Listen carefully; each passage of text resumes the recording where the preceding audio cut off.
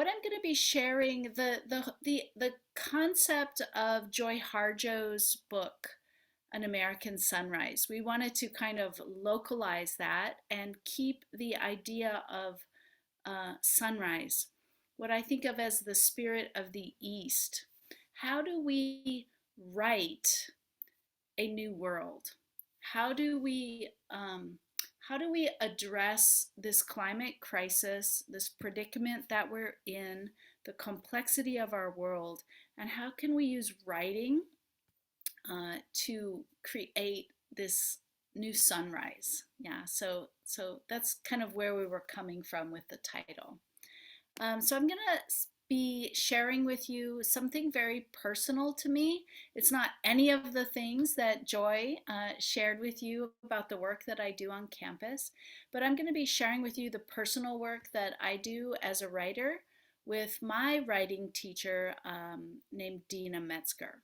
So I'll share that work with you in a moment, what she calls the literature of restoration, this in the spirit of the East. That this session is dedicated to. But since we're so small, I would love to just hear who you are and what brings you here. If there's a particular piece that you're working on, or if there was just something that made you curious. And if you don't mind, if your video is on, I'll figure it's easy for you to unmute yourself and speak, and I'll just call on you so that it will go quickly. And on my screen, Han Shao is first. What brings you here? What are you working on? Hello, um, I study at KCC. I'm learning for my English writing. Mm-hmm. Yeah, I want to improve my writing. That's why I come here to listen to your course. Yeah, I think I will look for my help me because my writing is not very well. That sounds great. We can definitely Thank do you. something. I Yeah. think in just an hour, I think this session can share with you just something to help you think about what is good writing at this time, right? So I hope you'll take that from Thank you. today's session. And then Sandra, what brings you here? Hi, I'm a Hawaiian culture practitioner, and I've recently become very interested in our native birds. And so they're greatly affected by climate change and a number of other things. I also loved one of the other big read sessions I attended, so I thought this would be very interesting. I'm a horrible writer, I cannot write. But I thought this would hopefully be a great learning experience. Hmm. Yeah, wonderful. I hope that something you might also take from this session is a way of reading, not just reading books, but the way we read the world. And birds will definitely be part of what we're going to do here today. So I'm really glad that you're here. Thank you. And Kate, what brings you here? Is there something you're working on, or what were you curious about?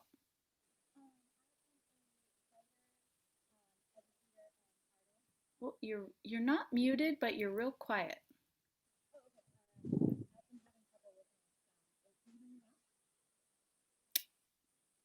I can hear you a little bit, but not a lot. It's okay if it's not working. You could put in the chat.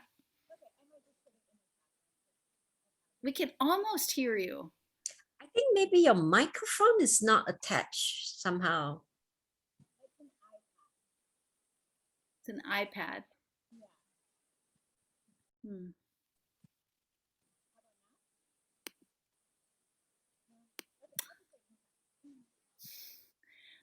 We'll see what happens later. I was hoping we might be able to share a little bit of what we write tonight, but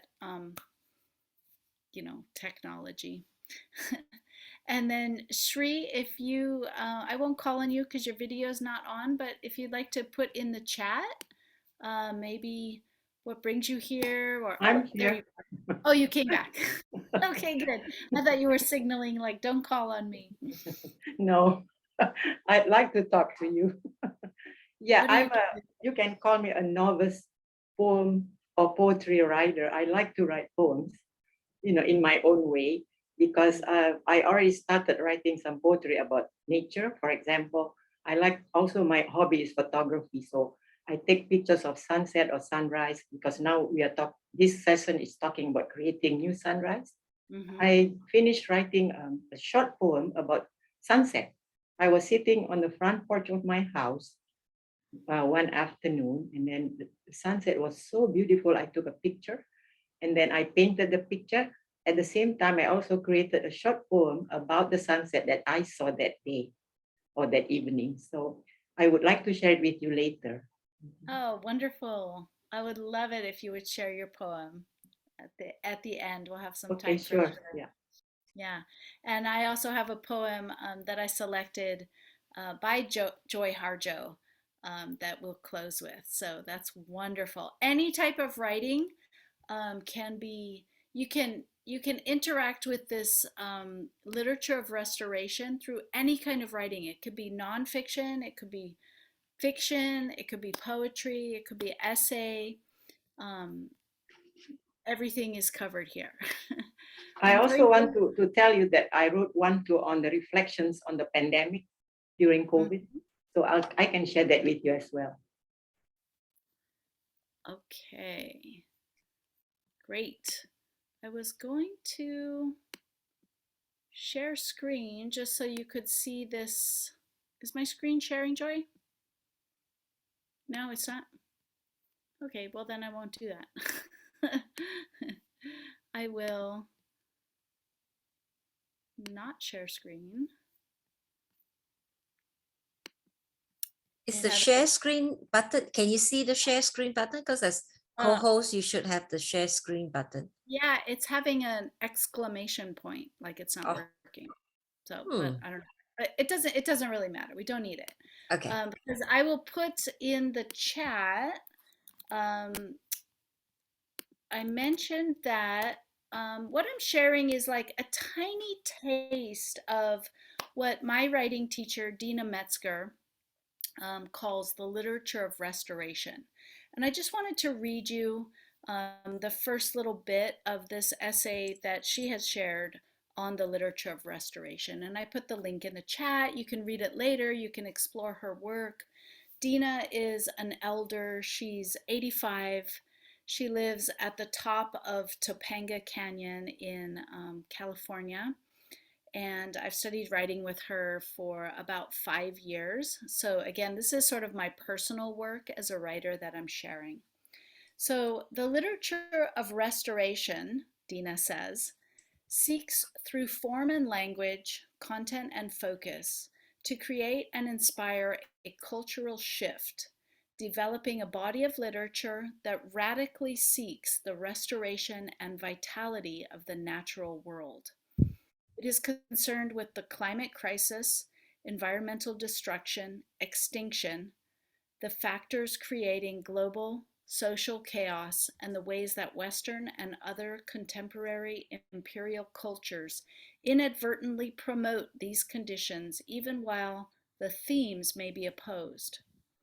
Close scrutiny of self, language, cultural, and literary standards is required to help us avoid reinforcing the trajectories we are on toward the destruction of all life. When the natural world, the environment, ethics, spiritual awareness, and regard for the vitality of the future for all beings are at the center, as with Native American, Native Hawaiian, and indigenous literatures, any subject may be pursued because the embedded intrinsic values that support all life are fundamental. I really encourage you to read the rest of that essay later. But let's do a little bit of the literature of restoration. Whether you have nothing right now or a piece that you're working with, I'd like to start with a little bit of plot. Something has happened. What is it? Okay. Just think about this. You're just writing, make your notes. Beginning with maybe one sentence, maybe two sentences of something that has happened.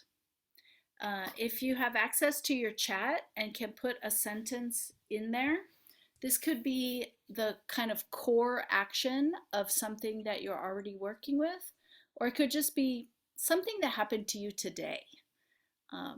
I had toast for breakfast. I watched the sun rise on my back porch. I was thinking of working with the sentence, I took a train from Chicago to my mother's house. That's the sentence I'm going to work with for this next 45 minutes. If you're able to put a sentence in the chat, go ahead. I'll give you about a minute to think about the piece of plot action that you'd like to work with for this session.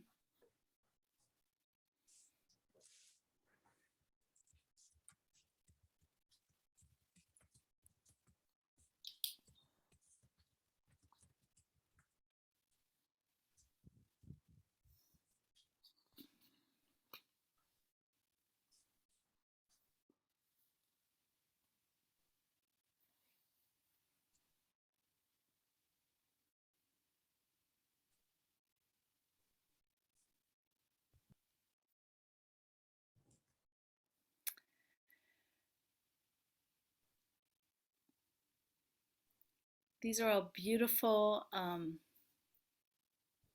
sentences of the action that you're beginning with. So something has happened, right? There's an action, there's some kind of story or plot. And then what I'd like you to work with next is, can you put some trees into this action? You could put them in the background.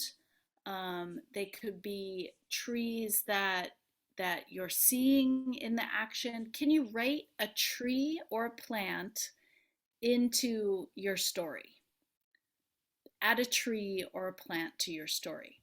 And if you can be specific, the more specific, the better. What kind of tree? What does the plant look like? What are the leaves like? Is it a native tree? Is it an invasive tree? Is the tree a very mature, very old tree? Is the tree sick or dying? What kind of tree is it? I'm going to give you 2 minutes to think about how a tree could be part of this story.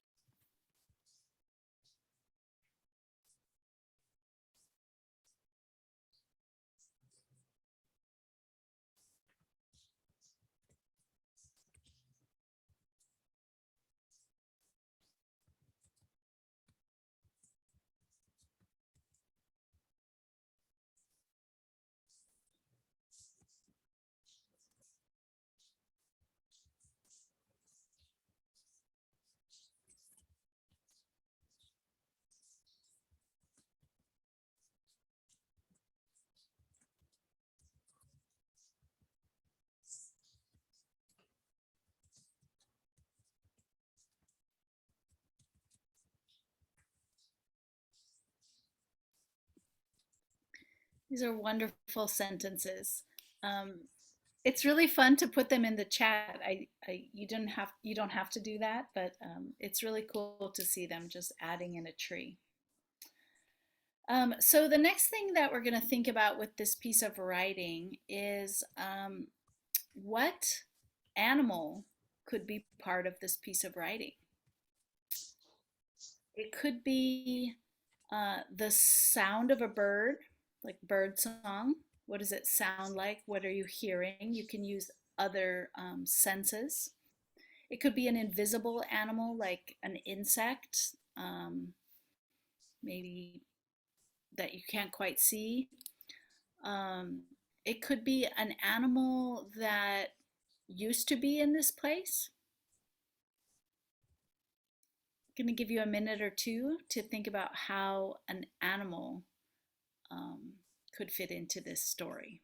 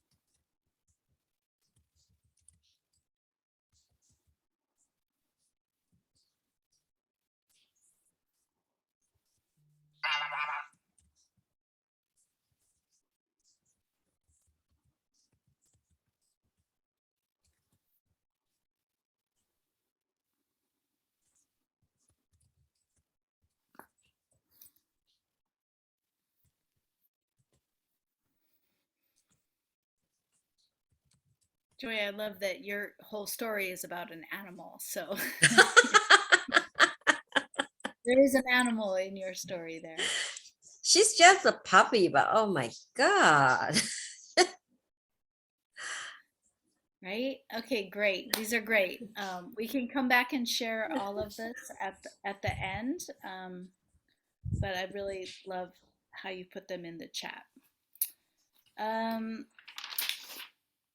So the next challenge with your piece that I'm going to give you, and keep in mind we're just doing this as a little tiny like way of thinking about a piece of writing. These would be like, you know, much more in-depth drafting to take a look at what has happened, that plot sentence you're working with. What happened here before? Can you bring in the history of the place where this is happening? What was here before? Right? The dog is playing on the beach. What happened on that beach 100 years ago? What did Native Hawaiians do on that beach? What was that beach like during statehood time? Something like that. What was here before in another time? And how could you bring that in? It could be a memory. It could be how could you bring the history of this place into what you're writing?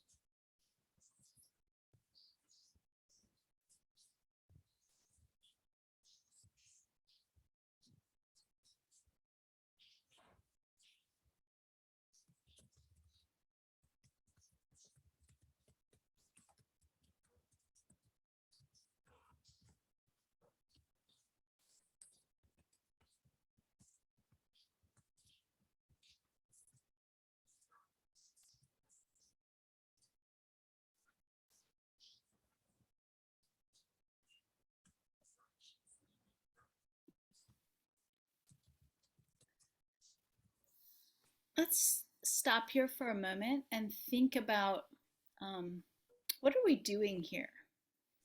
Like, what are you seeing about this approach? What are you noticing about how you're seeing your writing? Any thoughts?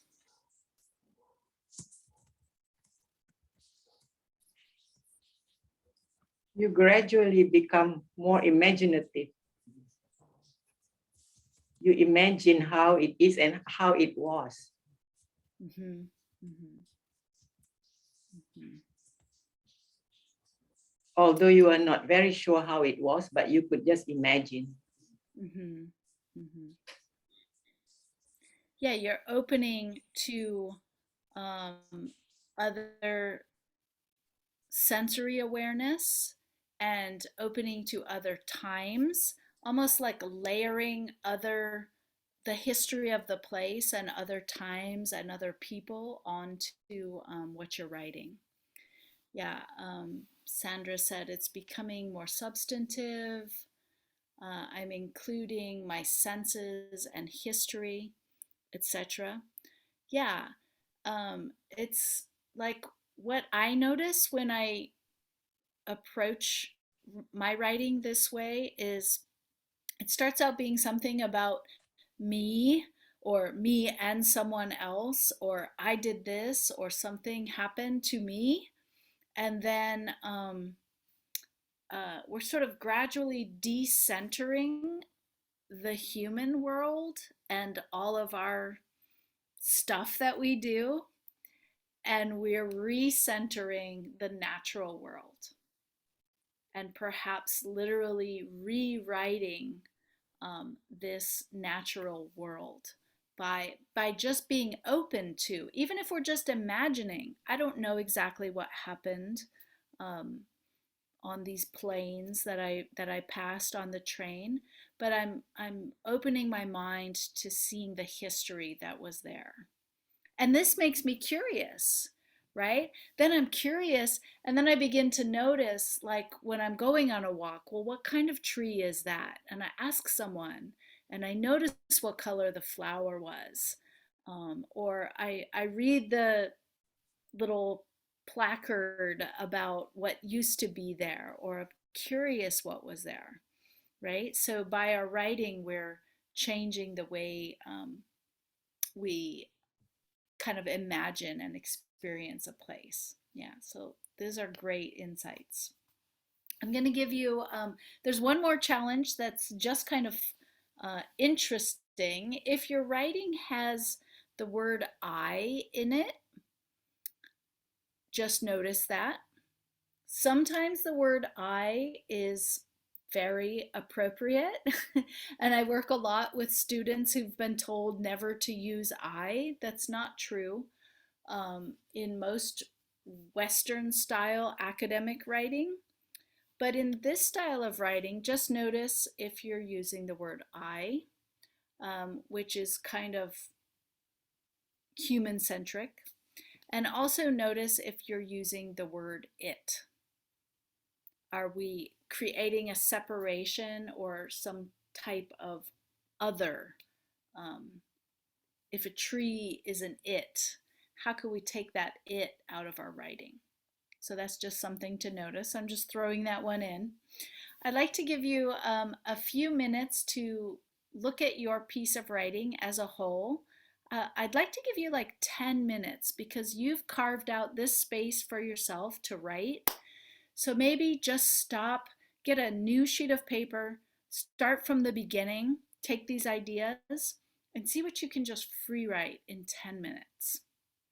And I'll give you one additional idea that you might work with, which is the future.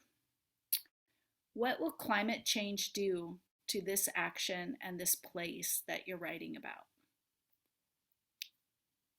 Casting back into the past, maybe you can cast forward also into how climate change might impact this action that you're writing about.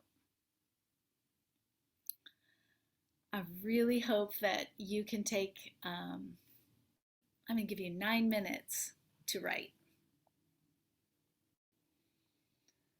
with the technique of free writing, I'm sure you guys know, it's not about getting it right. It's just about putting the pen on the paper and keeping it moving.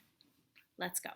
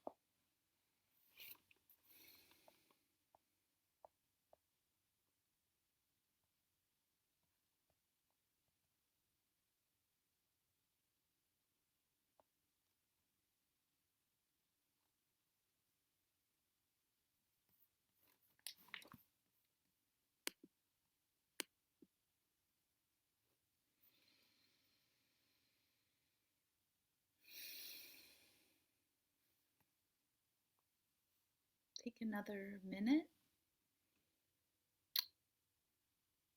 Finish your sentence, jotting down any images or thoughts that you might come back to later.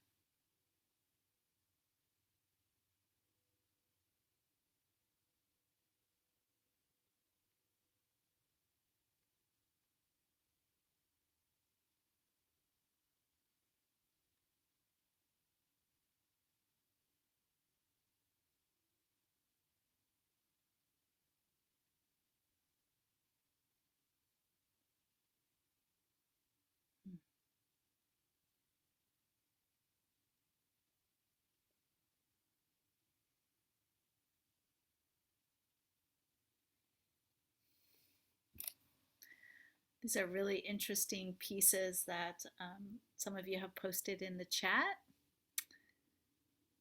We have about 20 more minutes, and I would love to invite anybody who would like to share a sentence or the whole piece of what you've written. If anyone would like to share what you've written, that would be awesome. You don't have to. And then after that, if anyone would like to share what they noticed about what they wrote, we can do that too. Would anyone like to read?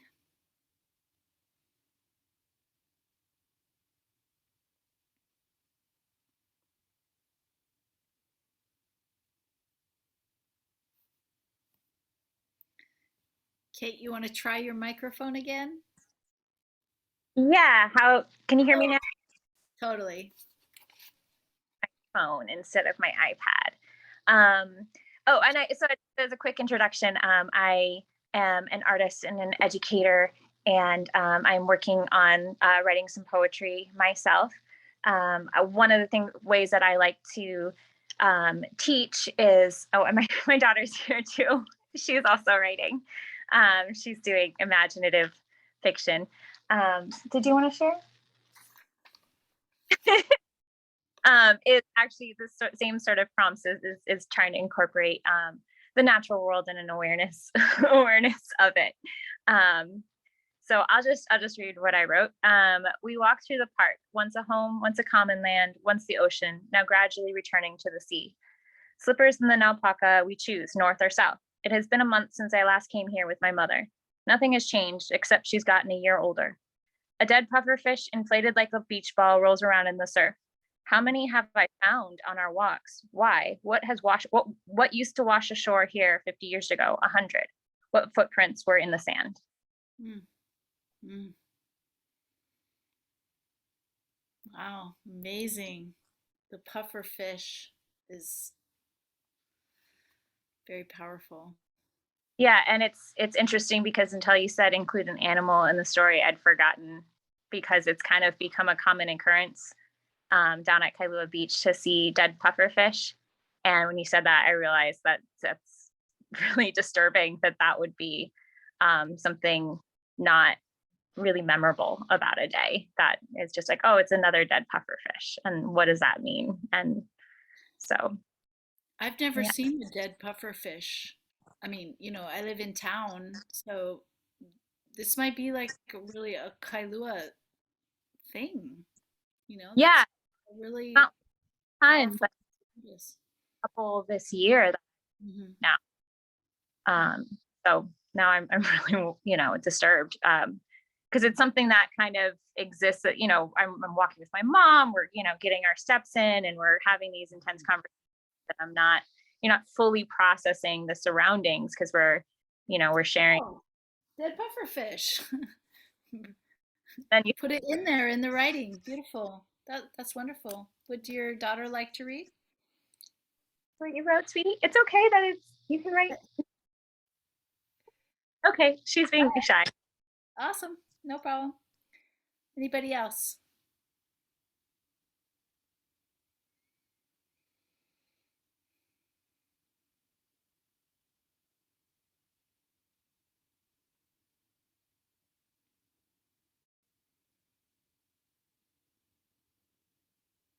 We can also see what Shri and Juan Chao put into the chat.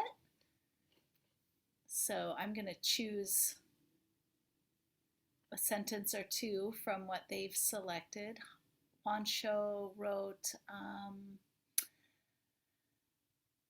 while it might be true that learning one language is simple and easier for communication, it is necessary to raise learning 2 or more languages for all students. All children should be raised multilingual. Awesome prompt if we put some non-English vocabulary into what we're writing. That would be another really interesting prompt. And in fact, that essay that I read from at the beginning, the language or the literature of restoration, Dina talks about the limitations of English and the ways that particularly indigenous languages include reality in ways that English doesn't. So that is a very powerful point. Thank you for sharing it. Shri, I'm just going to read a sentence or two. The future of this place is in our hands. Aloha Aina. Everyone needs to take care of the place you live in, the neighborhood, the city, and the country. Trees and native plants embellish the landscape of where we live, so they have to be maintained and preserved for the future. Right? Beautiful.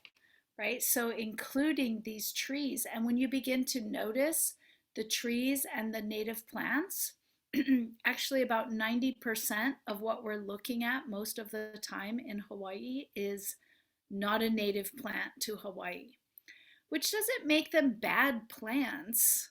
They're still beautiful, but how are they maintained and preserved? What are we maintaining and preserving? Really interesting thoughts there. And Joy wrote, wait, stop, Hannah. That's your dog's name, right? Stop eating the sand. You will poo plastic tomorrow, right? So this point, and I want to make this point about climate fiction because I read a lot of climate fiction or cli-fi. Joy mentioned that I teach the class on climate fiction. The best climate fiction is not about climate change. We don't write about climate change. We write about things that happen in life and we put climate change in it. And that's what you did there in your piece, Joy. No, don't poo. I mean, plastic isn't exactly climate change, but you know, it's part of the whole thing. You know, and to do that in just like almost a funny way is very powerful and much more effective than, you know, think about it. Plastic on the beach is so bad. We should all clean up all the plastic. It's much more powerful and effective for you to worry about your dog pooping plastic tomorrow. So that's a really effective use of humor. I'm just going to read like 2 sentences of what I wrote because I actually surprised myself based on a prompt that I gave to you folks, and you'll hear it. The daughter took the silver double-decker train from Chicago's Union Station, click-clacking along the invisible tracks laid by invisible Chinese laborers. Her mother had ordered extra portions of broccoli beef during the pandemic to support the descendants of those laborers. I'm just going to read that part. The shift that I made was the daughter took the silver train because I said, why do I use I so much? I took a train. It wasn't me that took a train, it was a daughter that took a train. So that kind of surprised me that it came out that way. What did you notice about your process, right? Just take a moment and think like, what did I do differently or what surprised me as I was writing? What surprised you as you were writing?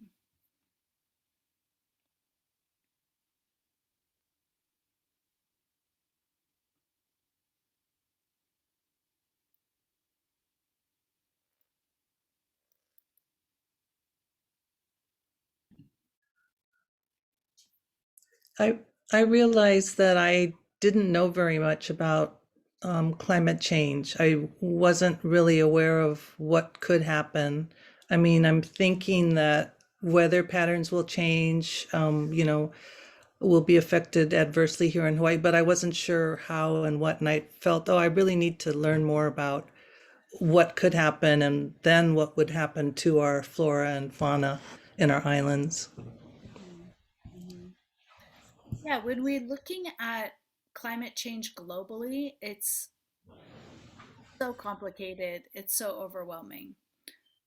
But if you become curious about one type of bird Mm-hmm. and what's happening with Hawaii's birds and why, and will this bird be here in 20 Mm-hmm. years, in 50 years? It's a different type of curiosity, and I think it's a more powerful curiosity. Mm-hmm. Yeah. Yeah, thank you. It's really making me think too about birds and feathers and how powerful feathers are as symbols in Native Hawaiian culture. And Mm-hmm. I know that I know that the Hawaiians, they collected bird feathers very carefully from birds. I mean, I'm sure some birds perished in creating feather capes and so forth, but I've also seen a film about how they, collected feathers without killing the birds. Mm-hmm. And I don't know, just what you say about climate change, it just made me think about feathers as Mm. images and the particular details of feathers in like the birds that we see. I see mostly gray pigeons. Are they pigeons? Are they doves? Like these gray feathers. Um, the green parrots with their green feathers. Like, I don't know. What you said just took me to a whole sort of place about Mm. the details of feathers. So Mm. Thank something you. there because it really took me someplace. Yeah. Thank you. Yeah. Thank you for sharing that. Anybody else? And I think it was Shri who had a poem. This would be the time if you feel like reading it. Okay, I'll read it. Awesome.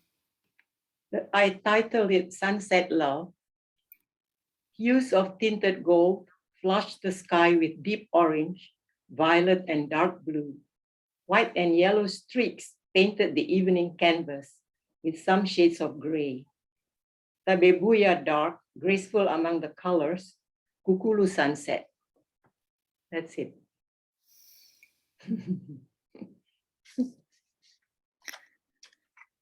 Wow. I And love I can show you the picture of the sunset if you Yeah, can see. I was gonna say I love that I can almost feel the painting in the poem. Wow. So that's the photograph I took, and I wrote the poem after that. Thank you. Wow. Sunset poems. Gorgeous. That was gorgeous. Thank you for reading.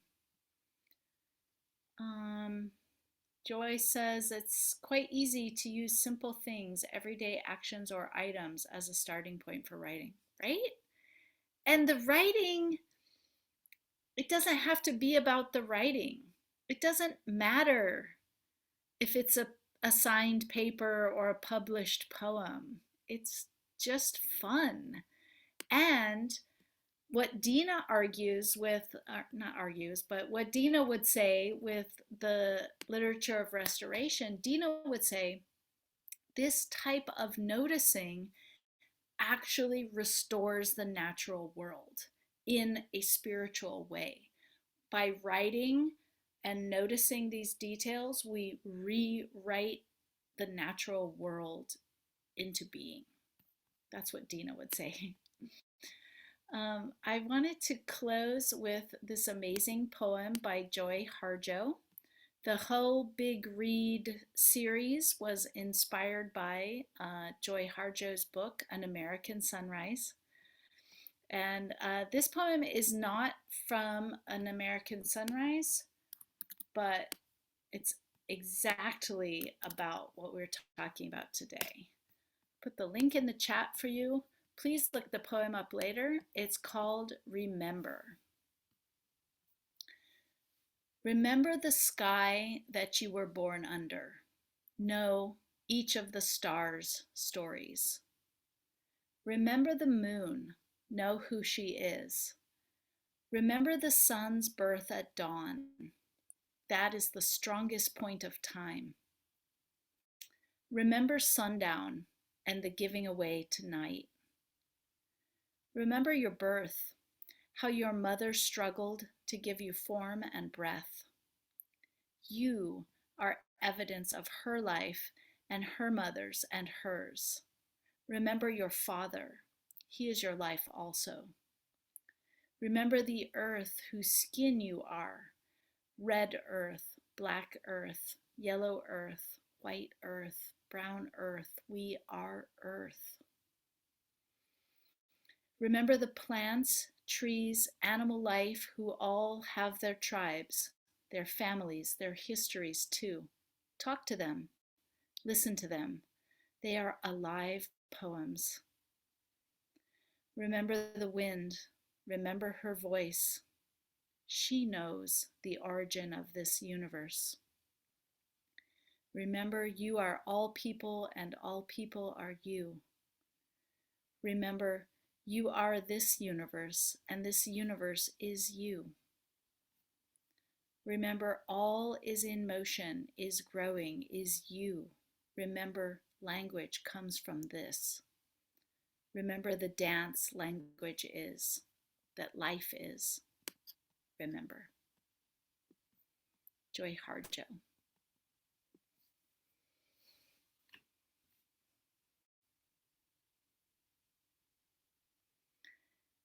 Thank you so much, friends, for spending this time with us tonight.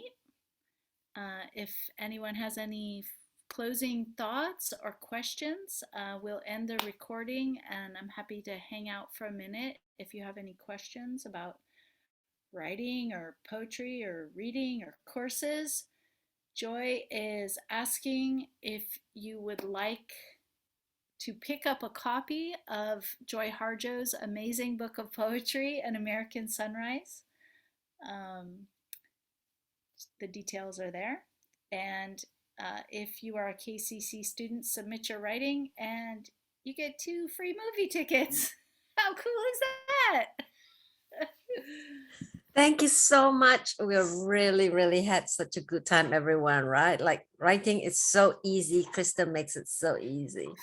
We're so lucky to have her, and we are so thankful to NEA Big Read for sponsoring Krista. I'm going to stop recording now.